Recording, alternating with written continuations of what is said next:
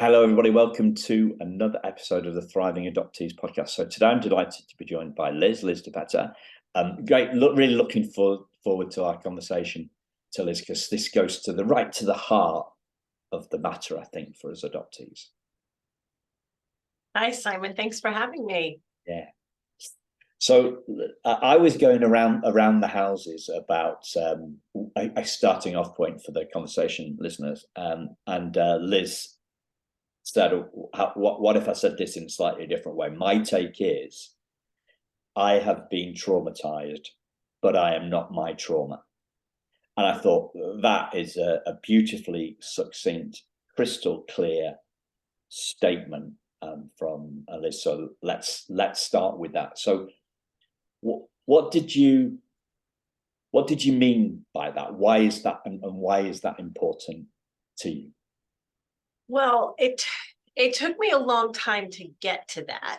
I didn't get to that thought until I was well into my adulthood. And so just for a little bit of context for listeners, because you and I had talked about this in previous conversations, but other folks may or may not know, I am a domestic infant adoption in the United States.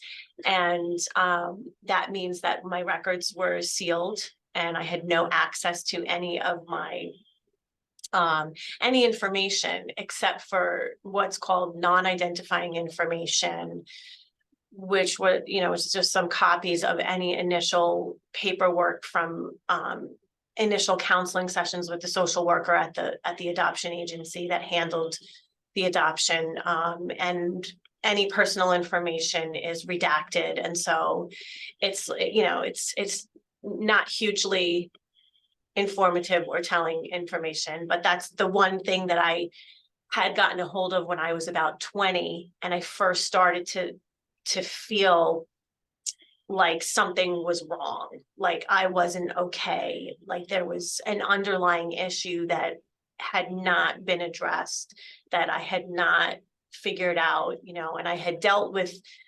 various bouts of severe depression, and what what I had been told for my whole life was just normal teenage stuff, and and that I was just overly emotional, and that I was sort of, my one thing that I used to get called was the queen of crocodile tears.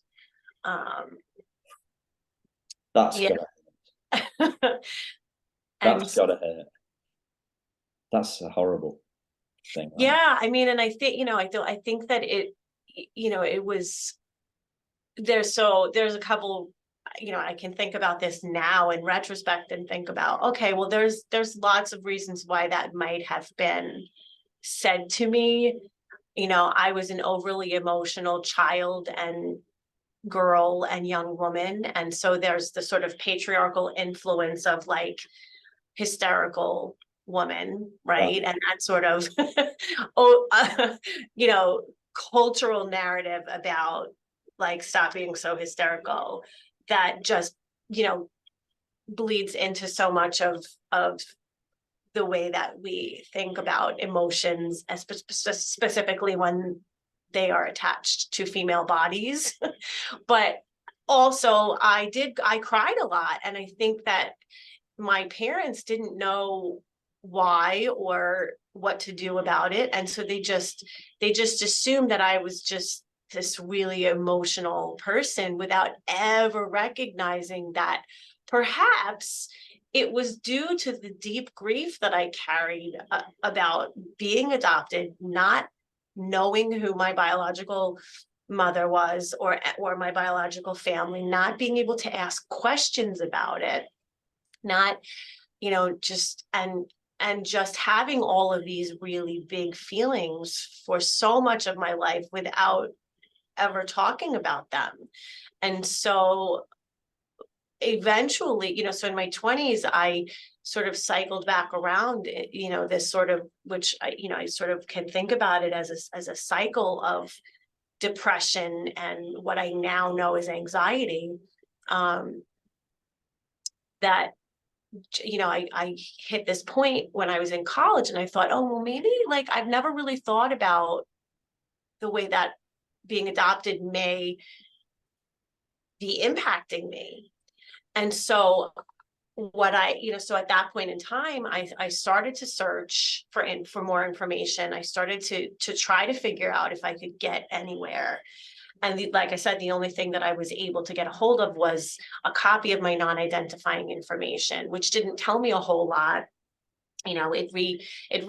It confirmed some of the things that my parents had told me growing up about why, about some parts of my story. But then some of it was just like sort of shocking in a sense, because I found out about all of this medical stuff that had been going on. And then there were parts of the story that I had been told throughout my childhood that I thought, are those really true? Based on this information, right? And I was trying to piece something together, but didn't have access to the internet was in baby stages at that point. And so didn't have the, didn't have the sort of technological advancement that we now have that makes it so easy to connect and find people and to access information. So I kind of gave up on it at that point, but there was a piece of paper included in that file that the agency sent me, and on that piece of paper was a suggested reading, and it was The Primal Wound, and it was Being Adopted, The Lifelong Search for Self, and a couple of other things. And I remember thinking at the time, like, oh, I don't need to read any of this. Like, I'm not wounded. Like, there's nothing wrong with me. I'm just like really depressed and like, can't figure out how to have a normal relationship with a person, right? Like, I had all these disastrous breakups and like, just felt like, oh man, like, why can't I find a person that I can have an actual relationship with? Like, is there something wrong with me? But I never put the two together, right? And then, about almost not quite 20 years later, I kind of hit another wall and realized in my late 30s, like, after another really disastrous breakup and unhealthy relationship, that I really did need to do some internal work and figure some stuff out. And it was at that point in time that I started writing about being adopted, trying to figure out what my story was, trying to tell my story. And I finally started reading the suggested reading. And I read the Primal Wound, and I was like, oh, I'm not crazy. There's a reason for what I felt my whole life. Like, and it made so much sense to me. Like, finally something clicked. And so it was at that point that I started to come to this understanding that, like, I had carried all of this trauma my whole life without knowing what it was, without knowing where it came from. And then the more I started to read, the more I started to write, the more I started to get into the research aspect, because I was also working on my PhD at this time. And so the more I started to dive into all of the research that there is about adoptee trauma, I started to understand myself better. And in a writing exercise, one of the things that came out, I was taking a class on poetry and healing. One of the things that came out in one of my writings for that particular class was this idea that I am or have been traumatized, but I am not my trauma, and that has become sort of a mantra that I have also shared with a lot of other adoptees, like in the writing workshops that I do, and just in conversations as a reminder, because I think one of the biggest problems or challenges that we have is remembering that, like, we are not our trauma, and that we don't, like, it can be really hard to not identify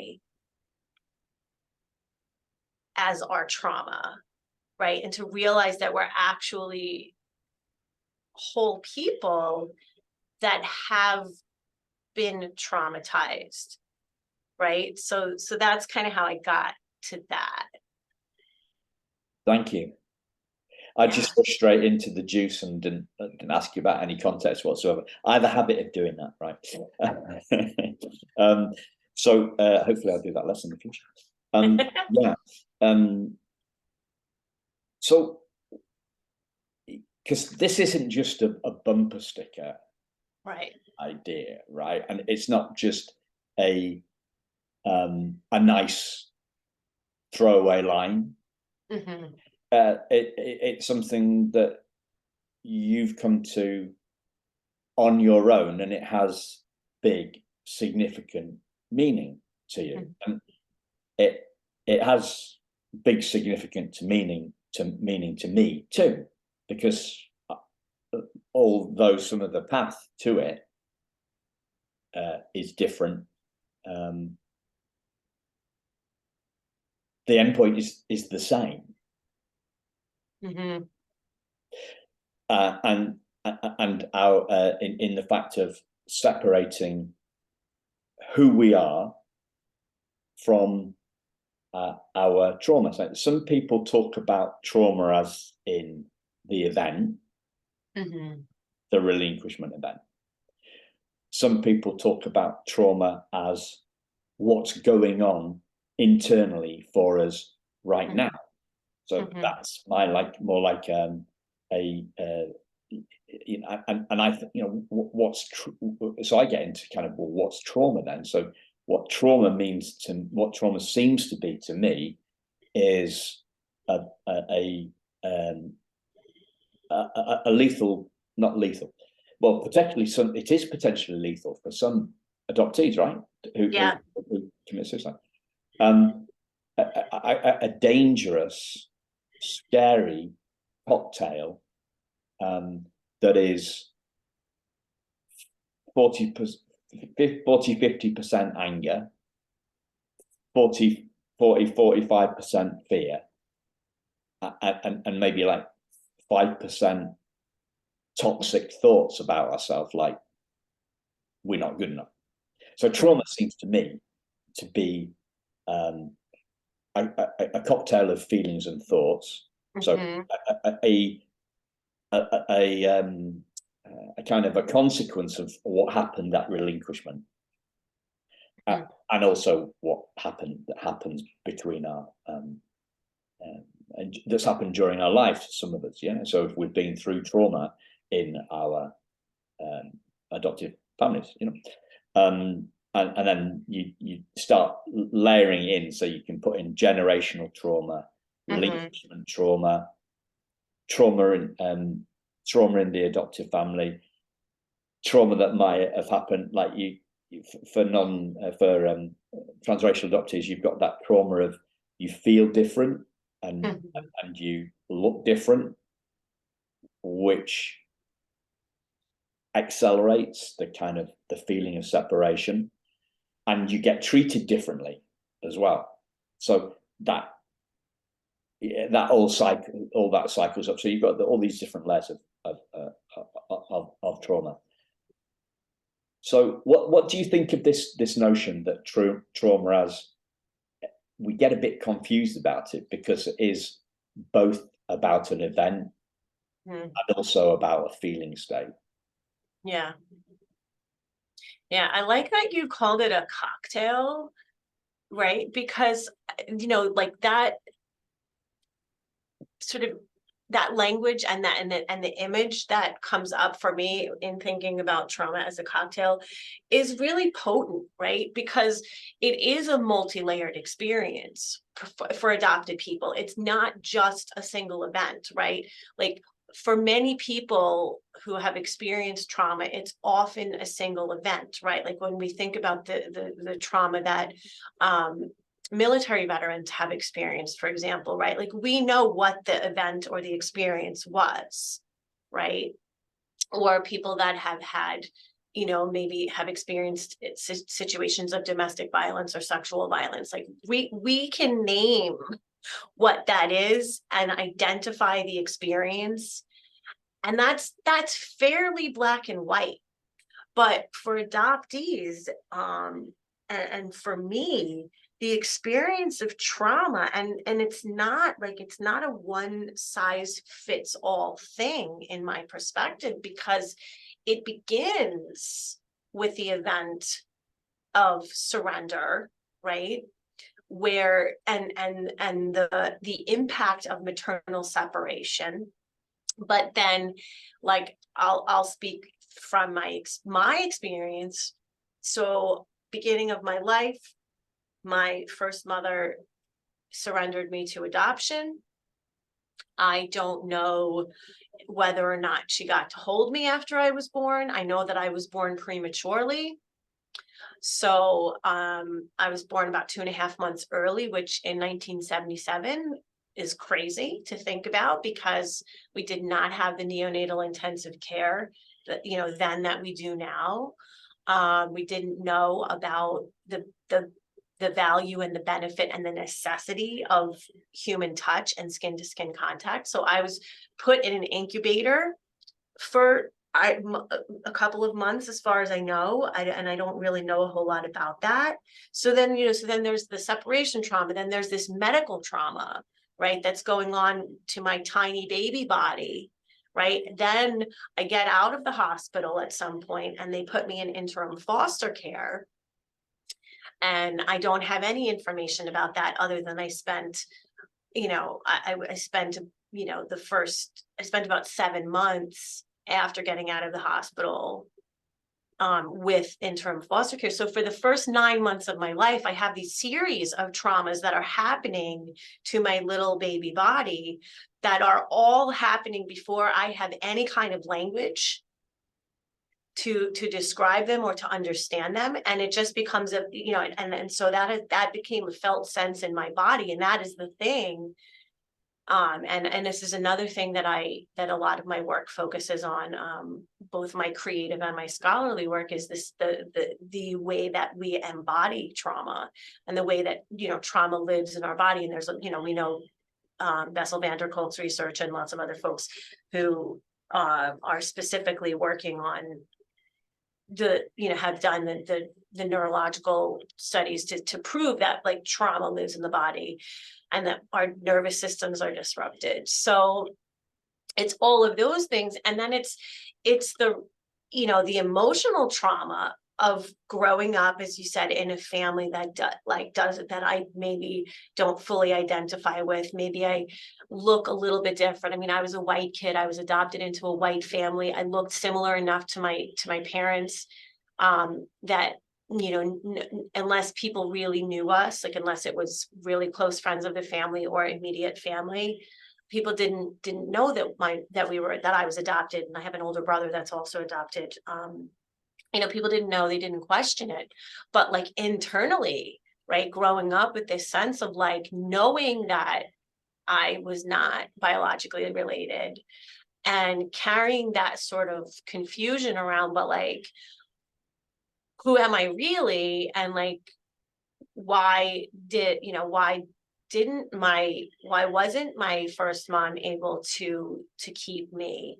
Why did I have to be adopted? Why am I, why can't I ask any questions about this? Why don't I have any information? Right. And I think, as a young child, it's really hard to articulate those things. And as I got older, we just stopped talking about adoption. So then there's another layer of trauma there that occurs when you stop, when you ignore the issue, or you don't see it as an issue, right? So then there's that silencing this. So like, I think about, the ways that then silence gets imposed on adoptees, and we can't speak. We don't feel worthy enough to speak. And internally there's this sense of like, I'm not good enough. I wasn't good enough to be kept. I'm not good enough to be trusted with information. I don't trust myself. And so I think over time we end up, and so like, the dictionary definition of trauma is that it's a deeply distressing psychological and emotional state of being, right? That's a really simplified answer to a very complex set of experiences, right? Because it is, both physical, it is emotional, it is psychic. And my experience of trauma is not just one thing, right? It's the disruption to my nervous system. It is the response that happens every time I separate from somebody I love, right? And so, this is where the tears that have been very present my whole life come from. They come from this deep well of not feeling safe in my body, not feeling safe to express myself, not feeling comfortable in my own skin, and not knowing what to do about it. Yeah. So it's no wonder that we do identify with our trauma, given that, Mm-hmm. that cocktail. And I did this yesterday. We seem to be coming up with a lot of with a lot of booze related metaphors, which isn't great given alcoholism in adoptees. So you talked about an intellectual understanding or an intellectual summation in this. The phrase that we went back to, we started with, I have been traumatized. We understand why now. But I am not my trauma. So was that a relief for you? What happened? Did that mean anything to you when you came up with it? Was it like, oh, I'm going to try this idea on? Or? Yeah, no, yeah, I think it did mean something at the time, and it continues to mean something, because it reminded me that I did not have to continue to live in this sort of liminal space of always feeling like shit all the time, quite frankly, like that I did not have to continue to beat myself up and feel like there was something wrong with me, and I was wrong, and I was bad, and I was never going to, move forward in my life, right? Because that was very much my experience of trauma, was that because I had not intellectually understood what was going on, I could not emotionally and psychically move any of it anywhere. And so it resulted in this very stuck feeling that I just felt like, well, I must just be this really, like broken or damaged person. But when I was able to identify through my writing this core idea, like that sort of became a core belief, like, wait a minute, like we as adopted people, and even other people who have deep experiences of trauma, and that's a lot of people in the world, unfortunately. We are a traumatized society. I think if we can start to move into the understanding that, like, we don't have to hold on to trauma as an identity, that we can be more than what has happened to us, then we can start to redefine the stories that we're telling about ourselves and the stories that we have been told. So that's, I think, what happened for me, and why it's important is because it helped me to start to tell a new story and to find a new story, and then and then by extension, to help other people do the same thing. Yeah, because that's what you do. Yeah. Yeah. You've mentioned a couple of times the word psychically a couple of times. What do you mean by that? What's that about when you say psychically? Well, I think that, like, we are, as humans, we are emotional beings, we are physical beings, we are spiritual beings. And so I think, like, the psychic part of things connects to, like, our humans, the spirituality, like that side of myself that has always been connected to sort of otherworldly things, and like the things that come up in dreams, right? Sort of the dreamscape, which for me, for many, many years was really, really terrifying. You know, I had recurring nightmares, and and you know, to the point where I would have these nightmares on a recurring basis, and they were so debilitating. I would wake up after having this experience in my sleep, and I would feel like the physical aftermath of that, as well as the emotional and the psychic aftermath, whereas I couldn't detach myself. Like, was this something that really happened, or was it just a dream? And the line was really blurred. So for me, that's where this idea of the sort of psychic nature of things comes in, because I think that like all systems get disrupted, right? Like nothing is working properly. And so when your brain and your nervous system has been so hijacked by trauma, everything functions in a different way and makes it really hard to feel normal or competent or capable. And like and for me, some of the worst of it was like having to then like go through a day in my life after having one of these awful nightmares, because I felt disconnected from myself. I felt like I was like had one foot in both worlds. And that's just weird. Yeah. And doesn't feel good. No. And the thing that came back to me was I've had yeah I've had those dreams where you wake up and the adrenaline's still running. So your mind knows it. Your mind, well, your eyes tell you that you're awake Mm-hmm. because it's daylight, or you can pinch yourself and you Mm-hmm. and like you know you're awake, but the adrenaline is still running through you. It's a continuation of the stuff that's been running in the dream. Mm-hmm. Yeah.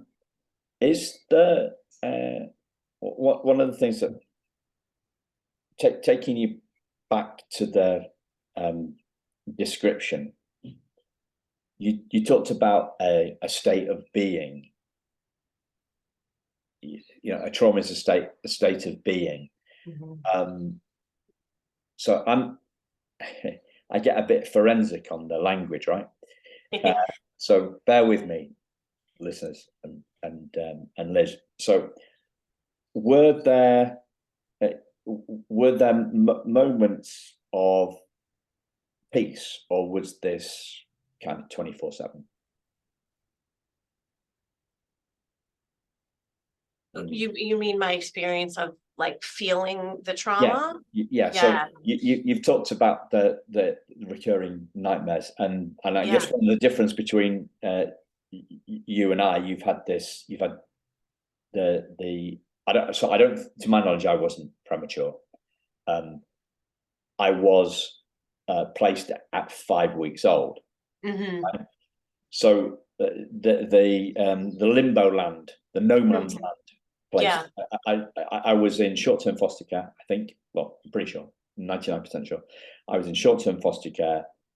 So she had to relinquish me twice, right? So she handed me over to foster care. Yeah. Then she went back to get me from the short-term foster care to take me to the agency, which is Mm-hmm. like, got to be reliving it all again, right? Right. So, but it was I was 5 weeks old. So you talked about 7 months. So my period in no man's land, or no person's land, if we're going to be PC about it, was shorter. So Mm-hmm. Yeah. less of the thing. But you know, when you were the times when in your waking hours was this like I felt yeah did it screw you up all day every day? Were there the moments of kind of like Yeah, I get it. Yeah, I understand what you're asking. Yeah, so I think, I mean, specific to the nightmares, right? Like that wasn't like every night I wasn't having a nightmare, but like when it did happen, it would take me a full day Wow. to Wow. really, like, it would stay with me. That's what I mean. It would still, that experience would stay with me all day, and it would make it really hard for me to, and it's a thing that I wrote a poem about, and then that poem became a part of my one woman show. And I have and then so I was able to explore it in both writing and performance, to sort of, come to an understanding of it for myself, and to help, other people who have seen my show, who get to see my show, um maybe see part of their own experience in that and go, oh, okay, maybe that's what's happening for me. Because it was really, it was really difficult. Like I have very, very specific memories of like waking up, and then like the thing that I say in my show, that's a part of, part of that piece of the story, is that every time it happens, I feel less able to connect, less able to feel capable, and less able to feel safe, right, with myself or anyone else. And so that was the thing that really, that was the impact of that. But in terms of like, like the ongoing 24/7 experience of trauma, yeah, I would say yes, that was something that I felt all of the time. I just didn't know it for a long time, right? It was showing up in various ways. It was showing up in the tears. It was showing up in the bouts of depression. It was showing up in, the nightmares, in the way that I have always had trouble sleeping. Um, it was showing up in my physical body, but like I for a long time, I did a lot of like, I really, I think, actually, I know now, after finally many years of good therapy and appropriate therapy, which was another big challenge. um I was dissociating, so like I didn't really until, until I was about 40 years old, I didn't really understand the way that I had been living with all of this trauma and anxiety my whole life, right? Because what ended up happening was the thing that made me realize, oh yeah, actually I have been feeling like shit my whole life, physically and otherwise, was that I finally started doing EMDR. And this is another thing that I have written about, and comes up in my show. After my first EMDR session, I physically felt different, and so, and the thing, the sort of paraphrase what's in the show, I say that like my skin didn't feel so tight anymore, and my bones feel like they finally were starting to fit inside my body. And I had also started to recognize like physical patterns, um where places in my body where I had literally been gripping my muscles and literally holding myself together. Like that's what it felt like, that I had been holding myself together my whole life. And I could finally start to let that go. And I could finally start to like be in my body, and not want to just be somewhere else all the time, right? Wow. So um, the the shift in therapy and the EMDR were big. Did they happen prior to this realization that I'm not my trauma? Yeah, or afterwards?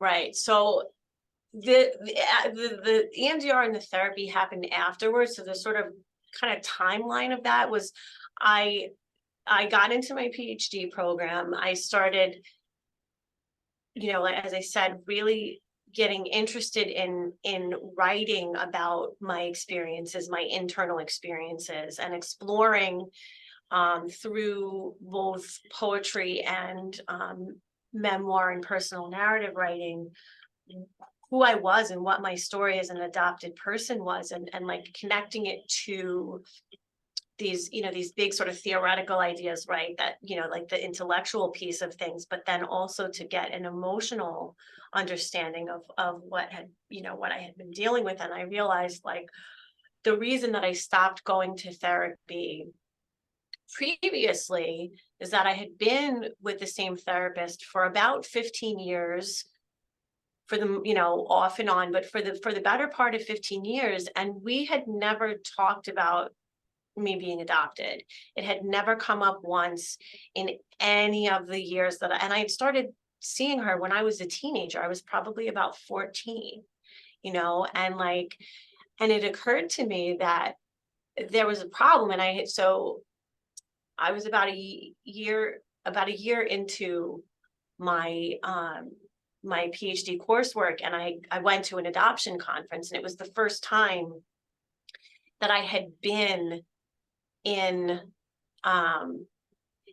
a space and in community with so many other adult adoptees, many of whom were therapists and social workers.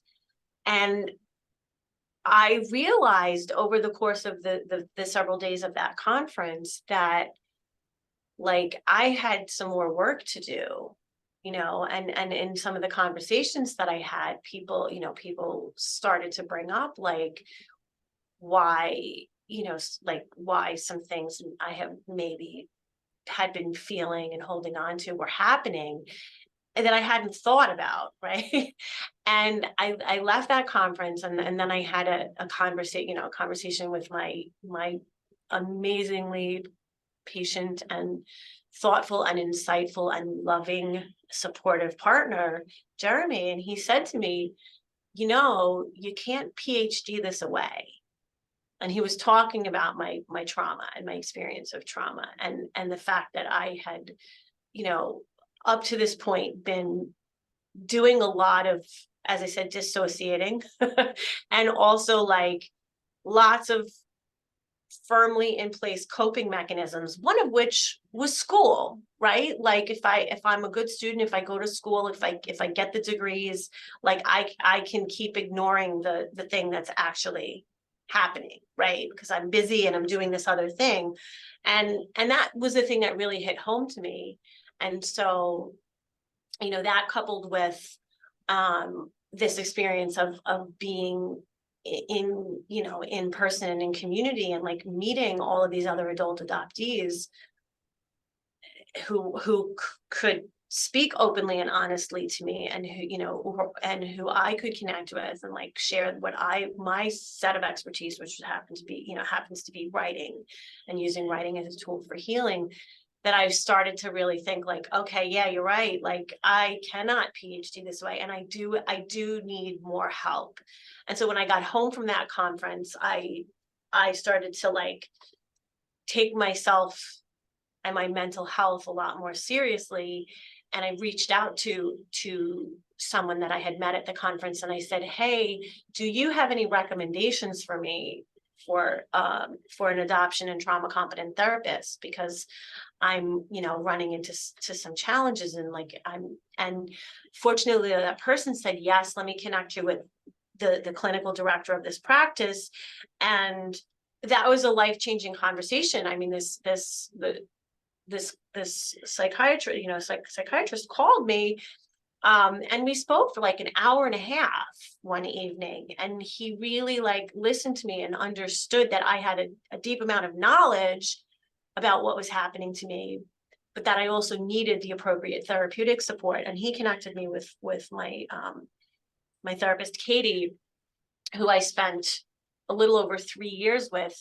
Much of that time focused on EMDR. Like, the first at least 2 years was really, really heavy. Once we got, established and were ready to do the EMDR.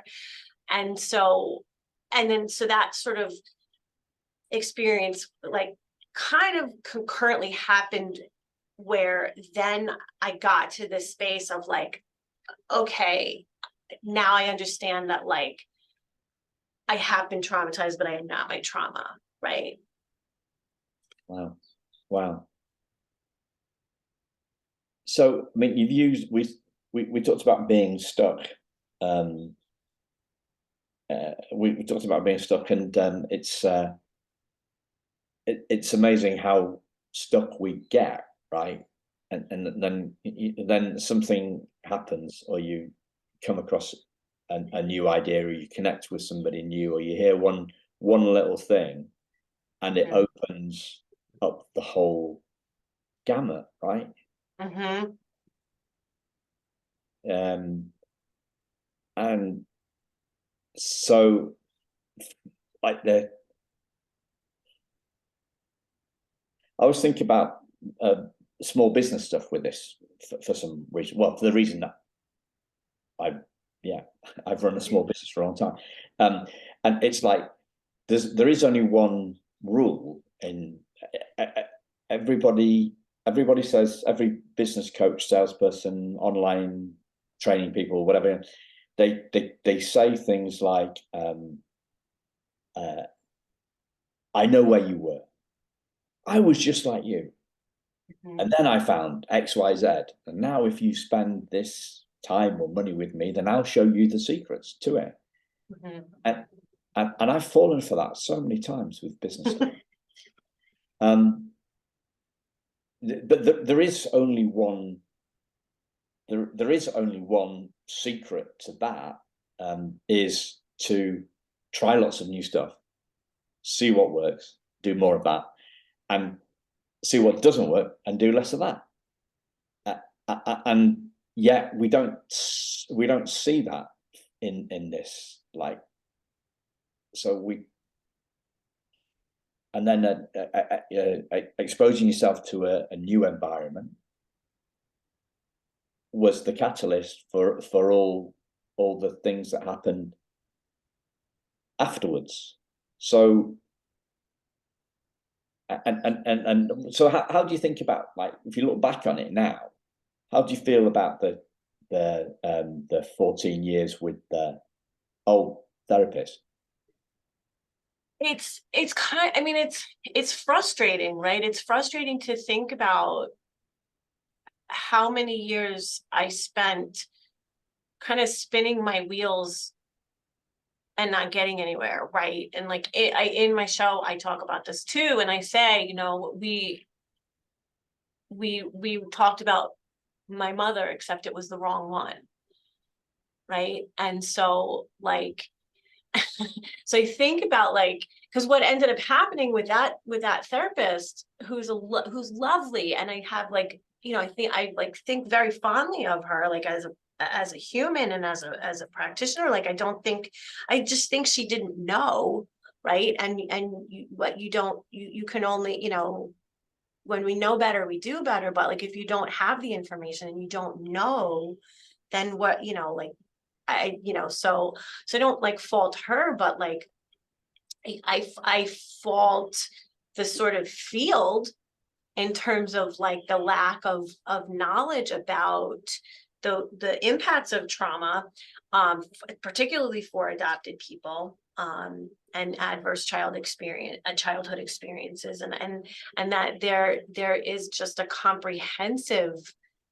ignorance around that, you know, so that most therapists, it's not even part of their vocabulary, that they're not even thinking about it, that they're not even asking the very critical question of clients, you know, and because I didn't know how this was affecting me at that point, I never brought it up either, right? It just never occurred to me that that was the source of my issues, right? And so, but what ended up happening with that was that I got to a point where I started seeing her again because I was in another really unhealthy relationship, and you know, I had to go fix myself, right? Because it must be me that was wrong, that was not making the relationship work. So I had to go to therapy and fix myself. And every time I left a session, I felt worse than when I had started. And I was like, well, forget this. I'm not doing it anymore because it's not helping me, and then and then, so that was, and so I think like, I just get sad too, because I think like, wow, if somebody, when I was a teenager, had identified this and helped me to start to work my way through it, how much different my life might have been, right? I could have started healing so much earlier. Like I shouldn't, and none of us should have to wait until our 40s or 50s or 60s in some cases to start this healing process. That is the fucked up thing. And I'm going to, use very frank language, like really. So like that's the thing we have to talk about, is like, and so that's why, having conversations like this is so vital, because I don't, and that's why I do so much work with other adoptees, and like guide them through writing processes and learning how to tell their stories and understand their own feelings that are coming up in their writing, because we need tools. And I don't want to see any more generations of adoptees continue to suffer. Yeah, me neither. So where can people find more about your show and Yeah, so I have a website that is currently under construction, but I'm hoping that it will be up and running in the next week or so, and that's DeBetta.com. So if folks go there and it's not quite open yet, don't worry, it's coming soon. And you can find, once that's up, all the information about everything. But I'm on LinkedIn and I'm on Facebook. Folks can find me, and Instagram, DeBetta. Just a quick little plug. My show is coming to Nashville, Tennessee, August 5th and 6th, in partnership with Rebecca Autumn Sansom, who's the producer and director of the acclaimed film Reckoning with the Primal Wound. We've teamed up, and we are doing a 2-day event to do a screening of her film, followed by a performance of my show, and then a talk back. So that's happening, and we're planning on more dates for that. We're just kind of kicking it off in August as a first go to sort of gauge some interest. But yeah, so that's Rebecca's been on the show, so she knows her stuff, and doing some great work. And she's also doing some work with have you come across Isaac? He's been on the show, Isaac Atta. I've heard his name. I'm not connected with him, but I have, his name has come up in a couple of different circles. Yeah. So I'm going to put links in the show notes to those episodes with Isaac, and who's a transracial adoptee, and Rebecca, so people can find out a little bit more about them. Yeah, that's great. And is there anything that I've not asked that you'd like to share? I do. Well, because we've talked so much about, this concept of writing and how it's been impactful in my life, and how I've used it to sort of come to an understanding and essentially re-narrativize myself, right? Like rewrite my story, be able to tell a coherent story about myself. I have written a book about this. That is my gift to the adoptee community. It's called Adult Adoptees and Writing to Heal, Migrating Toward Wholeness, and it is currently in the publication stage. It should be coming out in the next couple of months. I tentatively have a date in the fall, but I have no confirmation yet from the publisher, so I cannot give you a a release date. But once that happens, yeah, I would love to come back on and talk more about that. That'd be great. I'd love you to do that. And because we're all healing together, right? Yeah. Have you heard me you heard me say, I came up with this thing. You mentioned Bessel van der Kolk and the body keeps score. Have you have you seen that thing where I did? I came up with a football score, which is trauma 1, adoptees United 10. Yeah. So together, we heal together. Trauma scores first, but we heal. Yeah. Yeah. I think that's so true. I mean, I think, like, as we've talked a little bit about today, and just seeing the vast network of adoptees that are creating healing spaces so that we can come together, that we need each other to heal, right? We need each other to both validate our experiences, but also to hold space for one another, and really understand this idea that we have been traumatized, but we are not our trauma. Yeah. Beautiful. Thanks a lot, Liz. And we will speak to you again very soon. Thank you, listeners. We'll speak to you soon. Take care. Bye-bye.